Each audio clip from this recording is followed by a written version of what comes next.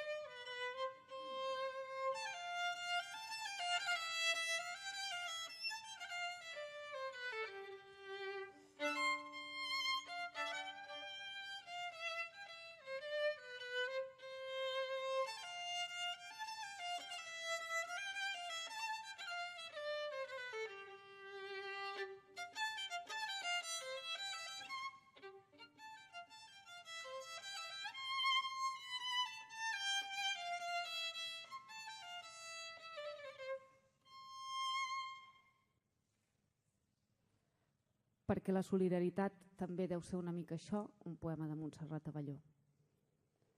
Plantar sobre la terra els peus. Ja no tenir por. Sentir com puja la saba amunt. Créixer com un arbre. A la seva ombra xuplugar algú que també se senti sol. Sola. Com tu. Com jo.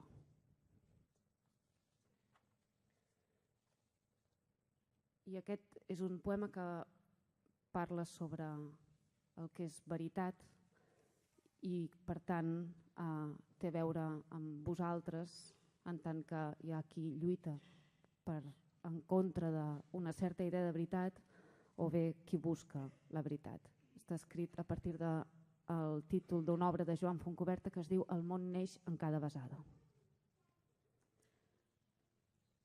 No és veritat que amb cada bes reneixi el món. Ploguin estels al fons dels ulls i els tarongers toquin el vent i olor d'estiu a tot arreu i al mar més sal i al cel més vols. No és veritat que amb cada bes siguin més lents tots els degels i un os polar corri tranquil sense la por de caure avall i arrelin flors als pics més alts on fa tan fred avui també. No és cert, et dic, que amb cada bes siguin més greus tots els accents i balli el món entorn del sol com un dervitx vestit de blanc en un desert i els cactus secs no punxin tant. Que et dic que no és veritat que entre tu i jo quan ens besem canviem els tons de les ciutats que no hem vist mai. S'omplin d'ocells els bulevards de llocs perduts on canta el corb que portem dins. Et dic que no és veritat. Però sobretot, no deixis mai d'allargar el bes, per si de cas és un error el que jo crec. I amb un sol gest ho desfem tot, que la veritat, ho sé del cert, és tan sols fe. I fe vol dir voler-ho tot, i tot vol dir allargar un bes.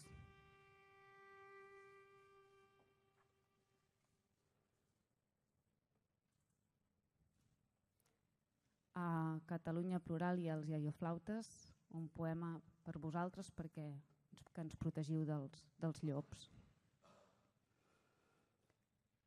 Un llop que no sembla un llop entra a una casa. Toc, toc, devora l'àvia o la fa fora, de casa seva, a la pobra àvia. No tinguis por, és sols un conte. Res d'això passa, un conte i prou, em repetíeu. Però mai no us vaig creure. I ara les notícies em donen la raó.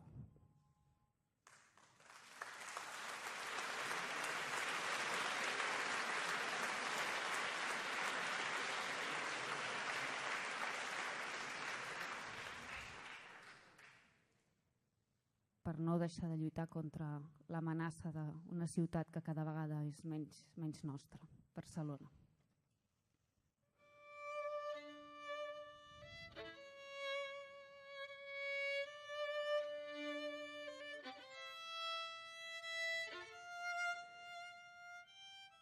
Recordo aquell dolor cruel a les retines el vespre en què de sobte vam veure-hi molt més clar.